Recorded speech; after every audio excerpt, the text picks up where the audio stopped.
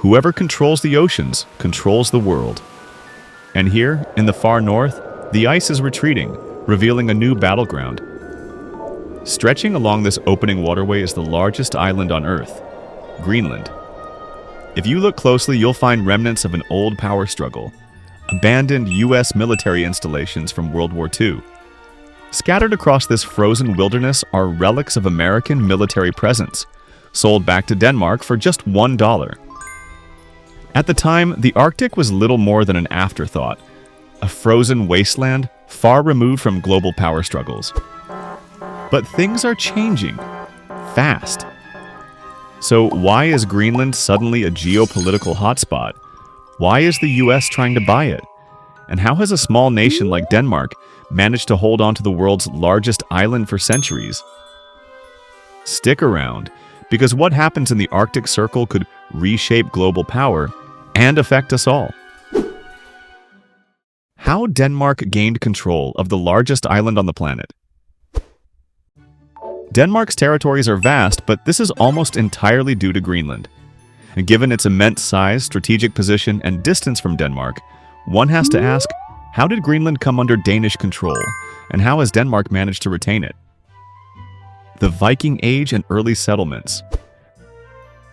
By the 10th century, Norse Vikings from Scandinavia were exploring, raiding, and settling lands across Europe and beyond. Some Norse explorers, led by Eric the Red, ventured further west and discovered Greenland, establishing two major settlements along its southwestern coast. For centuries, these Norse settlements coexisted with the indigenous Inuit population. However, by the 15th century, due to climate shifts, dwindling resources, and conflicts, the Norse settlements mysteriously vanished. Danish expansion and colonial control.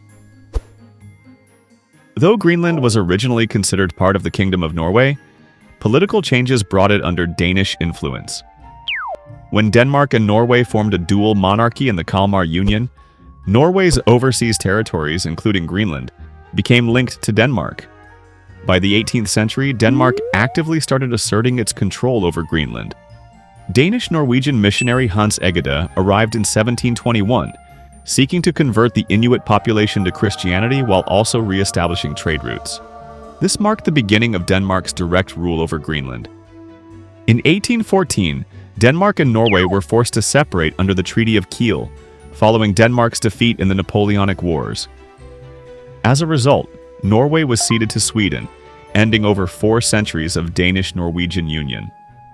However, Denmark retained control over its remaining North Atlantic territories, Greenland, Iceland, and the Faroe Islands. From that point onward, Greenland became an official Danish colony. Greenland in the 20th century, World War II, and the Cold War. During World War II, Denmark was occupied by Nazi Germany, cutting off Greenland from Danish administration. To prevent the island from falling into Axis hands, the United States took control of Greenland, setting up military bases, including Thule Air Base, which remains one of the most strategically important U.S. military installations today.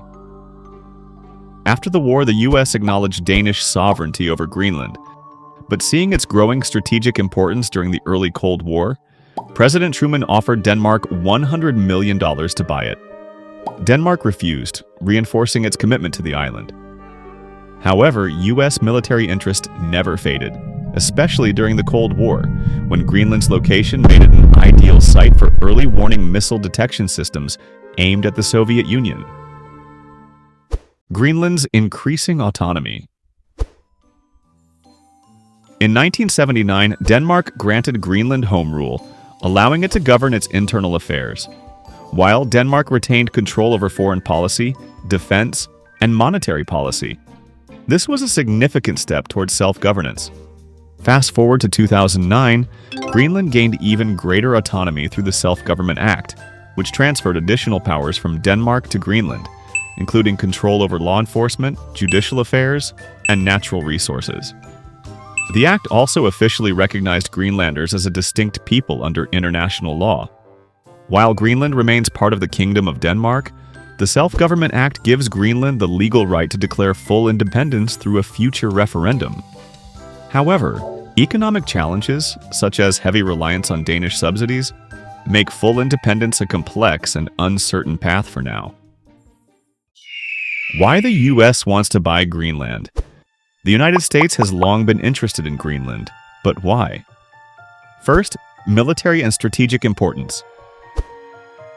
Greenland is not just a massive frozen island, it's a strategic frozen island. Positioned between North America and Europe, it serves as a critical outpost for monitoring Arctic and North Atlantic activity. Thule Air Base remains a key U.S. military installation, housing early warning radar systems designed to detect incoming missiles, especially from Russia. With Arctic tensions rising, the region is no longer just an icy wasteland. It's becoming a hot zone for military operations.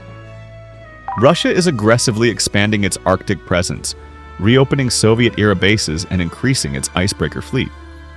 The U.S. sees Greenland as a counterbalance to Russian influence.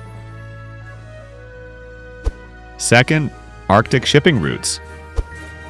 As climate change melts the Arctic ice, new shipping routes like the Northwest Passage and Northern Sea Route are emerging, reducing travel time between major markets. Control over Greenland would give the U.S. a direct stake in these vital shipping routes, cutting reliance on choke points like the Suez Canal and Panama Canal. Meanwhile, China has declared itself a near-Arctic state and is investing heavily in Arctic infrastructure. The U.S. wants to prevent Chinese economic influence from expanding in Greenland. Third, natural resources and economic potential.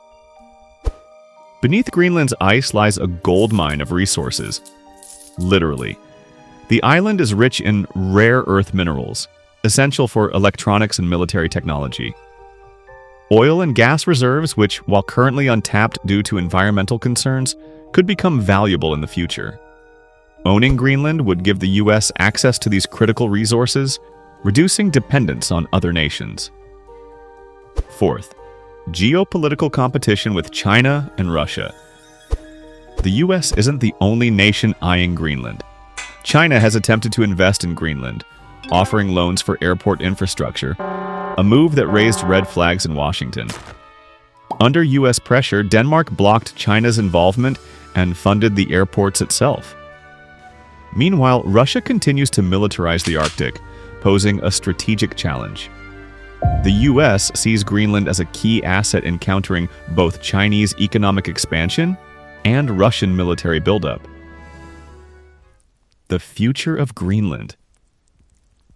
So, will Greenland ever be sold? Probably not. Here's why. Denmark considers Greenland an integral part of its kingdom and has invested heavily in its development. Greenlanders are moving toward greater independence, not U.S. governance. While a direct purchase seems unlikely, the U.S. will continue to expand its presence in Greenland through military partnerships, economic investments, and diplomatic influence. The Arctic is no longer an afterthought, it's the next global battleground, and Greenland is right at the center of it all. If you want to see more videos, don't forget to like and subscribe. Let me know what topic I should cover next down in the comments.